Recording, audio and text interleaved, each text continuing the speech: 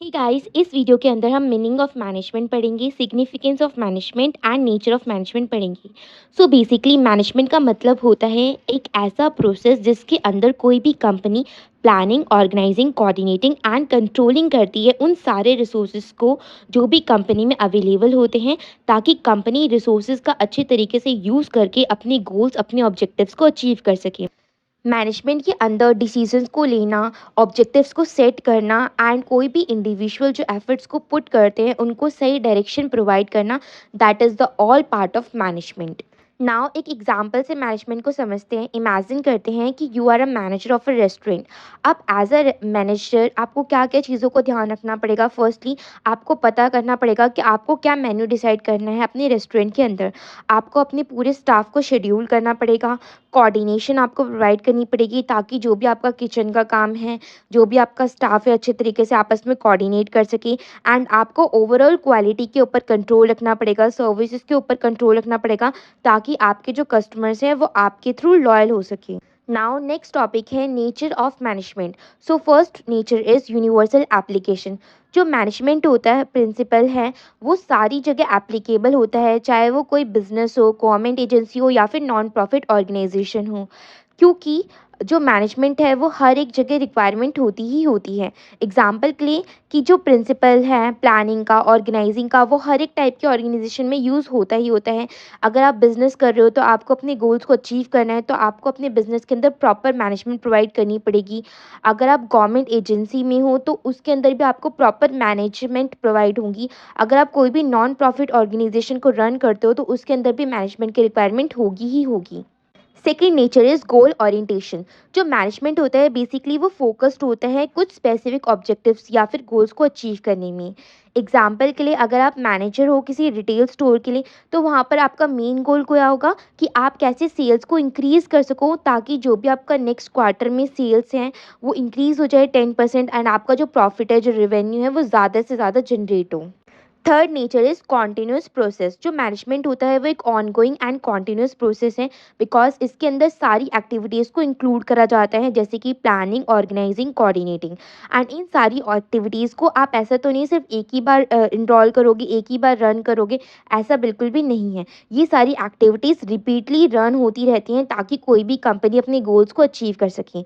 Example के लिए अगर आप मैनेजर हो तो एज अ मैनेजर आपको कंटिन्यूसली मॉनिटर करना पड़ेगा अपने पूरे स्टाफ को।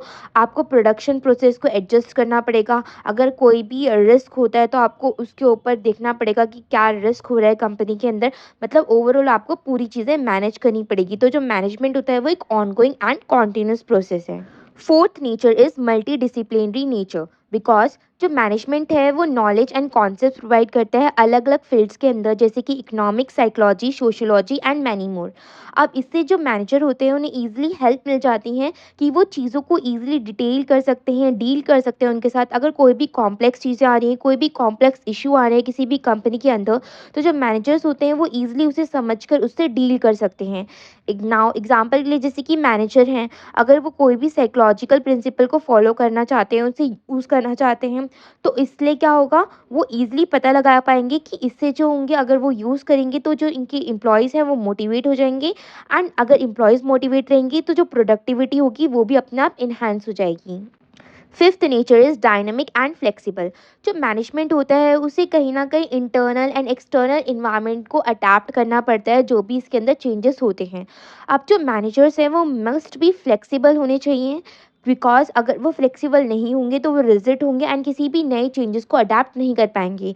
तो मैनेजर्स जो होते हैं उन्हें फ्लेक्सिबल होना चाहिए, ताकि वो कोई भी न्यू आइडियाज़ हैं, कोई भी अप्रोचेज़ हैं, कोई भी चेंजेस हो रहे हैं तो उसे ईज़िली अडैप्ट कर सकें। एग्ज़ाम्पल के लिए अगर जो मैनेजर हैं उसे मार्केटिंग स्ट्रैटेजीज़ के अंदर कोई भी चेंजेस करना है, तो उसके लिए उसे फ्लेक्सिबल होना ही होना पड़ेगा। अगर वो कंपनी रिजिड रहती है तो कंपनी कोई भी चेंजेस को फॉलो नहीं कर पाएगी।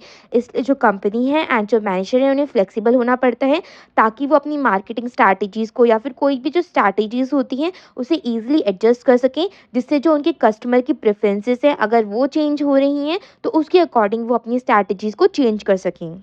Sixth nature is people orientated. जो मैनेजमेंट होता है वो लोगों के साथ काम करना सिखाता है। मैनेजमेंट के अंदर हमें लोगों के साथ काम करना पड़ता है ताकि कलेक्टिवली लोग आपस में मिलकर ऑर्गेनाइजेशन के गोल्स को अचीव कर सकें। जो मैनेजर्स होते हैं उन्हें इस चीज़ को समझना पड़ता है कि कैसे वो ईजिली अपनी एम्प्लॉयज़ को मोटिवेट करके रखें ताकि जो उनके एम्प्लॉयज़ हैं वो अच्छी तरीके से प्रोडक्टिविटी को जनरेट करें। अब एग्जाम्पल के लिए जो मैनेजर हैं वो अगर उन्हें अपनी एम्प्लॉयज़ को मोटिवेट करके रखना है तो उन्हें वो ट्रेनिंग प्रोवाइड करते हैं, उन्हें अलग-अलग डेवलपमेंट अपॉर्च्युनिटीज़ वो प्रोवाइड करते हैं एंड उनकी इंक्रीमेंट भी करते हैं, लाइक सैलरी इंक्रीमेंट, उन्हें काफ़ी ज़्यादा बोनस भी प्रोवाइड करते हैं ताकि जो एम्प्लॉइज़ हैं वो मोटिवेट रहें एंड फर्दर प्रोडक्टिविटी को एनहांस कर सकें। Now the next topic is significance of management. Significance का मतलब होता है मैनेजमेंट की क्या इंपॉर्टेंस है। So first importance is goal achievement. जो मैनेजमेंट होता है वो किसी भी कंपनी को हेल्प करता है कि कंपनी क्लियरली अपनी गोल्स को अचीव कर सके एंड कोई भी स्ट्रैटेजीज को डेवलप कर सके ताकि वो अपने ऑब्जेक्टिव्स को अचीव कर सके। इसके अंदर जो मैनेजमेंट होता है वो इस चीज़ को इंश्योर करता है कि हर एक पर्सन जो भी कंपनी के अंदर काम करते हैं वो सेम ऑब्जेक्टिव्स के लिए ही काम करें। Second importance is resource utilisation. अगर कोई भी कंपनी इफेक्टिव मैनेजमेंट को फॉलो करती है तो इससे क्या होगा, वो इस चीज़ को इंश्योर कर पाएंगी कि जो उनकी कंपनी है उसके अंदर सारी रिसोर्सेज का अच्छे तरीके से यूटिलाइजेशन हो रही है, जैसे कि human capital, financial assets, physical infrastructure, इन सब का अच्छे तरीके से यूज़ हो रहा है। अगर कंपनी इफेक्टिव मैनेजमेंट को फॉलो करके रखती है तो इससे जो उनकी वेस्टेज होगी वो भी काफ़ी कम हो जाती है एंड जो प्रोडक्टिविटी होती है वो मैक्सिमाइज हो जाती है। Third importance is decision making. जो मैनेजर्स होते हैं वो इंपॉर्टेंट डिसीजन को लेते हैं ताकि जो ऑर्गेनाइजेशन है वो सक्सेसफुली वर्क कर सके एंड लॉन्ग टर्म में सक्सीड हो सके।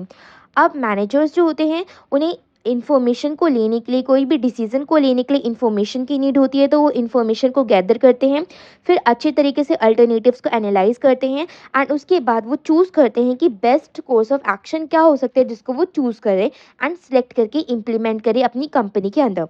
गुड मैनेजमेंट होने से जो इन्फॉर्मेशन होती है वो भी काफ़ी ज़्यादा इंश्योर हो जाती हैं एंड टाइमली डिसीजन ले पाती है कोई भी कंपनी।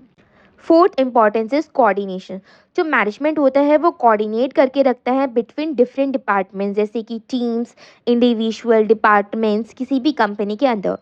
अब जो कोऑर्डिनेशन है वो इस तरीके से इंश्योर हो पाती है कि सारे लोग आपस में मिलकर एक ही ऑब्जेक्टिव के लिए काम कर रहे हैं एंड टुगेदरनेस के साथ काम कर रहे हैं, तो इससे जो टास्क होता है वो ईजिली प्रॉपरली डेलीगेट हो जाते हैं, डिवाइड हो जाते हैं एंड ईजिली हर एक जो पर्सन होता है वो अपनी इंडिविजुअल टारगेट पे फोकस करते हैं, अपने टास्क पे फोकस करते हैं, जिससे जो टास्क होता है वो ईजिली अचीव हो जाता है एंड कंपनी कोऑर्डिनेशन के साथ सक्सेस पा लेती है। Fifth importance is adaptability. आजकल क्या हो रहा है, रैपिडली चेंजेस होते जा रहे हैं बिजनेस इन्वायरमेंट के अंदर, तो जो मैनेजमेंट है वो काफ़ी ज़्यादा क्रूशियल या फिर कह सकते हैं इंपॉर्टेंट रोल प्ले करती है किसी भी कंपनी की हेल्प करने में, कि जैसे जो कंपनीज़ हैं वो कैसे इजीली अडेप्ट कर सकें न्यू न्यू चैलेंजेस को, न्यू न्यू अपॉर्चुनिटीज़ को अडेप्ट करेंगी। ठीक है, एंड इसके अंदर क्या होता है, उन्हें flexibility, innovation and continuous improvement भी देखने को मिलती है। Sixth importance is employee motivation. Effective management जो होती है वो एम्प्लॉयज़ को मोटिवेट करती है by providing them clear expectations, recognisation and opportunities for growth. अब इससे क्या होता है, जो कंपनी होती है उन्हें अच्छा पॉजिटिव वर्क कल्चर प्रोवाइड करती है एंड जिससे जो एम्प्लॉय की इंगेजमेंट होती है, सेटिस्फेक्शन हो जाती है, वो इन्हांस हो जाती है। Seventh importance is risk management. जो मैनेजर्स होते हैं वो इजीली पोटेंशियल रिस्क को आइडेंटिफाई कर सकते हैं एंड उससे प्रोएक्टिव मेजर्स ले सकते हैं ताकि जो रिस्क है उन्हें मिटिगेट करके रखा जा सके, कम करके रखा जा सके। रिस्क जो मैनेजमेंट है वो डेवलप कर पाते हैं, कॉन्टीन्यूसी को डेवलप करते हैं, प्लान्स को बनाते हैं, जिससे जो उनकी बिजनेस की कॉन्टिन्यूटी होती है लॉन्ग रन में रन करने की, वो सक्सीड हो जाती है एंड जो बिजनेस है वो कॉन्टिन्यूसली रन कर पाते हैं बिना किसी अनसर्टेनिटीज़ को फेस करे हुए।